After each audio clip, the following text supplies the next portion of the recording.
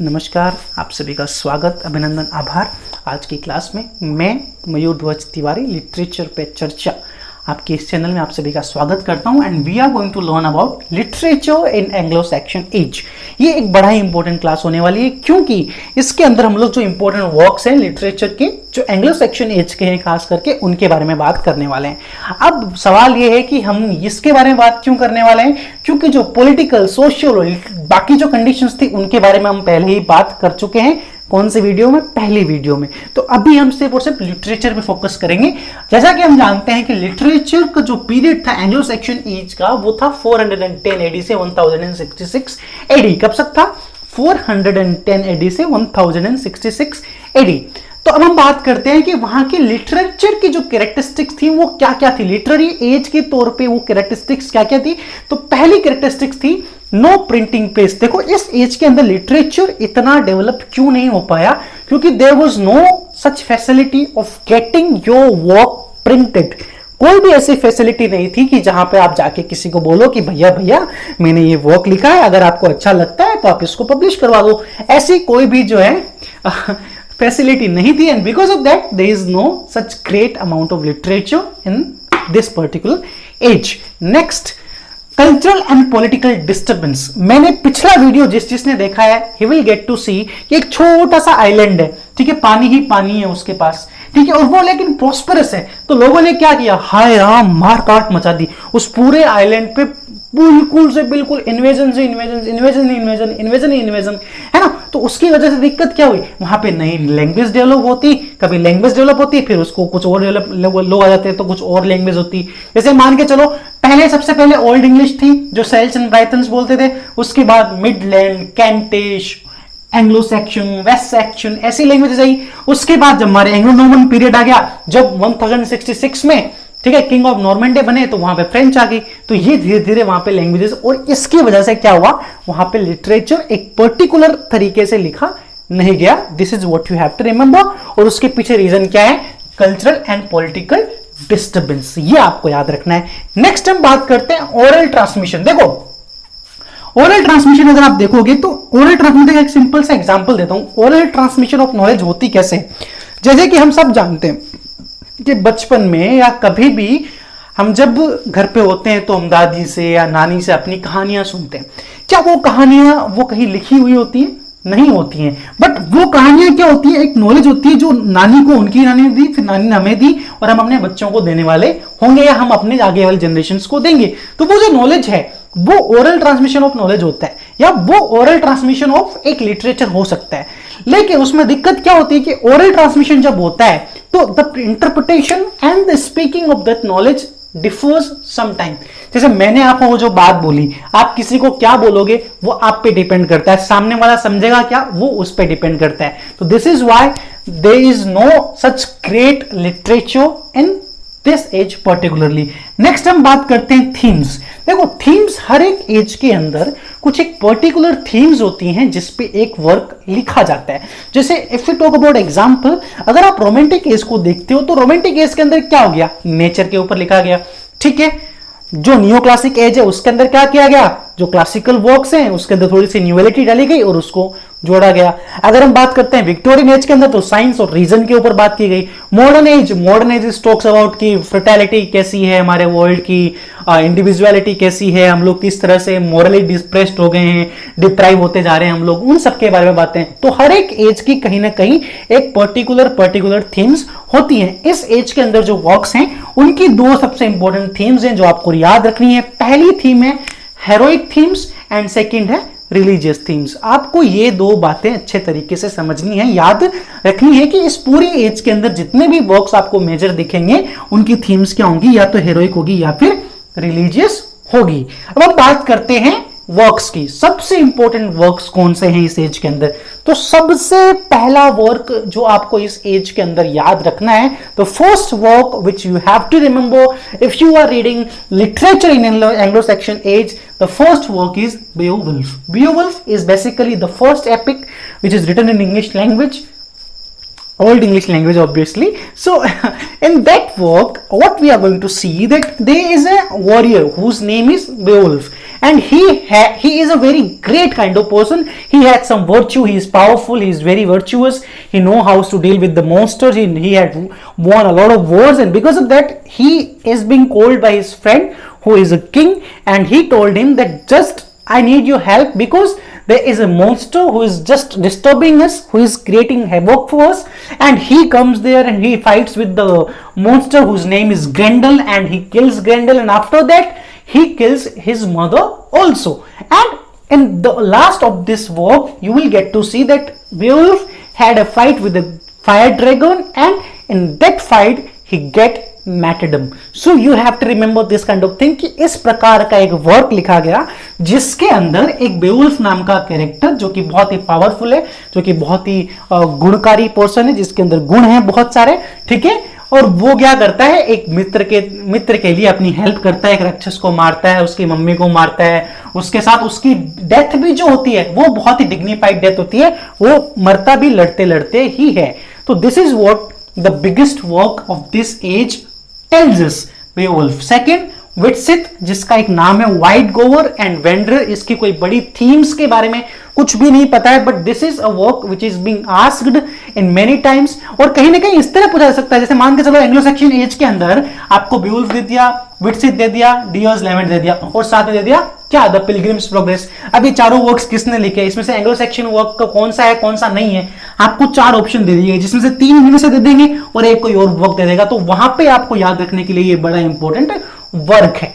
उसके बाद हम बात करते हैं डियर्स लेमेंट. देखो डियर्स लेमेंट एक बड़ा इंपॉर्टेंट वर्क है, किसने लिखा नहीं पता, ठीक है, बट इसके अंदर एक सबसे इंपॉर्टेंट चीज क्या है कि इसके अंदर एक बात बताई गई है that how in humanity if you are master how you are going to treat your servants, and if you have a servant how you are going to treat your master, and if master is doing something wrong to you then how you have to cope up with that. You have to remember these kind of things, and these kind of relations are being explained into this work which is called Dear's Lament.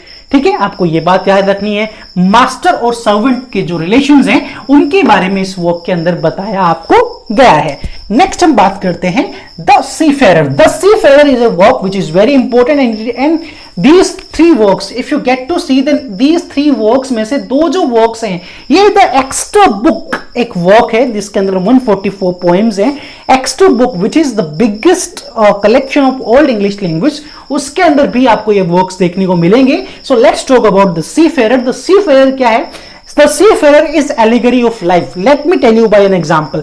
Like if you are going on a journey, like if you are going with your friends to Goa, if you are going with your family to Tripura, if you are going to with your wife to any at the other place, so you think that it is a journey, that I have to start with some place and I have to go to another place, and what happens, you just take it as a journey, but in reality it is an experience. If you are going to Goa with your friends then it is a different kind of experience, and if you are going to Haridwar with your family then it is totally a different experience. But if you are going with your wife to some other place like Paris, London and some sort of other kind of places, then this is a very different experience. So in this work the writer has described that like the sea has a different kind of journey. If you travel by sea then you will get to see a lot of things, and the things which you see in your journey on sea, like on your boat, the same journey, the same experience you have to feel in your lives. So there is a big comparison between sea and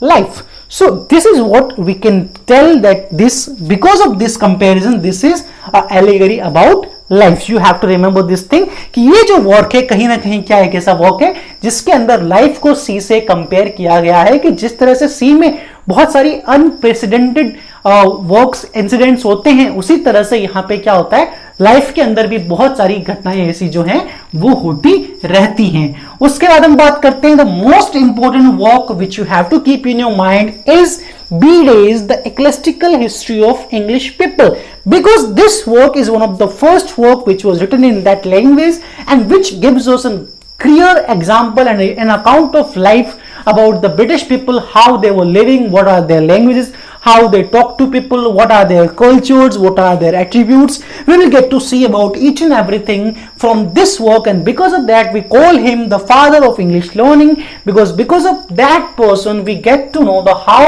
were the Britishers थे कैसे, वो क्या बोलते थे, क्या खाते थे, क्या कल्चर था, क्या नहीं था, उसके बारे में कहीं अगर किसी एक वर्क के अंदर अच्छे तरीके से बताया गया है तो this is what is the work is the Bede's ecclesiastical history of English people. And इसी वर्क को किंग एल्फ्रेड ने भी क्या किया था जी, ट्रांसलेट किया था। This is what you have to remember. उसके बाद हम बात करते हैं Cynewulf. The Cynewulf is a very prominent writer because he is the writer. जितने भी आपको ऊपर मैंने वर्क्स बताए ना, इसके अंदर आप ये 4 वर्क्स को अगर आप नोटिस करोगे तो इनके राइटर्स के बारे में आपको कोई भी जानकारी नहीं है सर कि महाराज ये वर्क्स किसने लिखे। But Cynewulf is a person whose works are signed और सम सॉर्ट ऑफ अनसाइंड। ठीक है, कुछ वर्क्स के ऊपर ऑटोग्राफ दिया हुआ है भाई साहब और कुछ वर्क्स के ऊपर ऑटोग्राफ नहीं दिया हुआ है। तो ये because of that he is a very important person. But उनके जो सबसे इंपॉर्टेंट वर्क्स आपसे पूछे जाएंगे तो works are the dream of the rood and the phoenix. The dream of the rood के अंदर जो ये रूड है, this is basically cross which is a very holy symbol in Christianity. And you get a direct question from this work in 2017 November exam where they have asked you that what is the meaning of rood in the work The Dream of the Rood. So the meaning of the rood in The Dream of the Rood is cross. ये आपको remember करना है भाई। The Dream of the Rood के अंदर जो symbol है road का वो क्या है, क्रॉस है। क्रॉस जो है वो एक बड़ा इंपॉर्टेंट रोल इसके अंदर प्ले करता है और आपको ये याद रखना है। और किसने लिखा भैया, ये लिखा है सिनेवल्फ ने। ठीक है, उसके बाद let's talk about the last but not the least, Caedmon who has written 2 important works, his major works which are like sayings or something like which he has uttered by his mouth as paraphrase, and the second is hymns. He was a person who was a very religious kind of writer, and whatever he has written, it is related to Jesus Christ or Master or God or his power or his virtues and how he had made us and how the things are going between us and how the people of this world are treating each and everybody. And this basically he is a writer who utters every word of God. About him there is a saying that he is a person who can make any concept of life about religion. Okay, if you just tell me that talk me about stars, so he will somehow connect stars with gods. So he is this kind of person, and because of that he is a very important person which we have to remember. And ये सारे के सारे works जो हैं कहीं ना कहीं आपको अगर आप याद रखते हो कि किसने क्या लिखा, किसने किस तरह से चीजें की, तो कहीं ना कहीं आपको literature in Anglo Saxon age में से जो क्वेश्चन मिलने वाले हैं एग्जाम के अंदर, तो ऐसा नहीं होगा कि आप इसको देख कर कहोगे अरे यार ये तो सवाल पढ़ा ही नहीं, आया नहीं मुझे। आपको कहीं ना कहीं आइडिया लगेगा, आपको अच्छे तरीके से समझ में आएगा कि यस ये सारे के सारे वर्क्स में से आपको कहीं ना कहीं क्वेश्चन जरूर मिलेगा। आप चाहे पीएचडी का एग्जाम दोगे, चाहे आप पीजीटी का एग्जाम दोगे, चाहे आप कोई भी कॉलेज लेवल का सेट का एग्जाम दोगे या किसी भी पीएचडी एंट्रेंस के बारे में बात करोगे, तो कहीं ना कहीं भी आपको एक क्वेश्चन तो इसके अंदर से मिल सकता है। तो आई होप आपको literature in Anglo Saxon age अच्छे तरीके से समझ में आया होगा। अगर आया है तो कुछ नहीं करना है सर, आपको बस एक छोटा सा काम करना है, इस वीडियो को लाइक करना है, शेयर करना है, एंड चैनल अगर आपने अभी तक सब्सक्राइब नहीं किया सर तो सब्सक्राइब करना है। उसके साथ साथ अभी जो मैंने कुछ इंपॉर्टेंट प्रीवियस वीडियोस बनाई हैं जिसके अंदर पेपर एनालिसिस का वीडियो अगर आपने नहीं देखा तो बहुत बड़ी चीज मिस कर रहे हैं आप, go and watch it, share it with your friends. उसके साथ इसका previous video history of English literature में पहली क्लास एंग्लो सेक्शन एज की पॉलिटिकल सोशल इकोनॉमिकल कंडीशंस के बारे में बात की है मैंने, आप उसको जाके देख सकते हैं। And after that come and study this. Okay, बाकी चैनल्स को भी बाकी आप इस वीडियो उसको भी हमारे इस चैनल पे जो है उसको भी आप देखें। तब तक के लिए, और उसके साथ एक सबसे इंपॉर्टेंट चीज बताना भूल गया, अचानक याद आई मुझे कि लिटरेचर विद एमडीटी मेरा एक टेलीग्राम ग्रुप है जिसको मैं आपके डिस्क्रिप्शन बॉक्स में लिंक दे दूंगा, उसको भी ज्वाइन कीजिए, वहां पर भी मेरे साथ जुड़िए, वहां पर भी हम बहुत सारी बातें करेंगे। सो कैसी लगी आपको क्लास बताइएगा मुझे जरूर। तब तक के लिए नमस्कार, स्वागत, मिलते हैं नेक्स्ट वीडियो में, बाय बाय।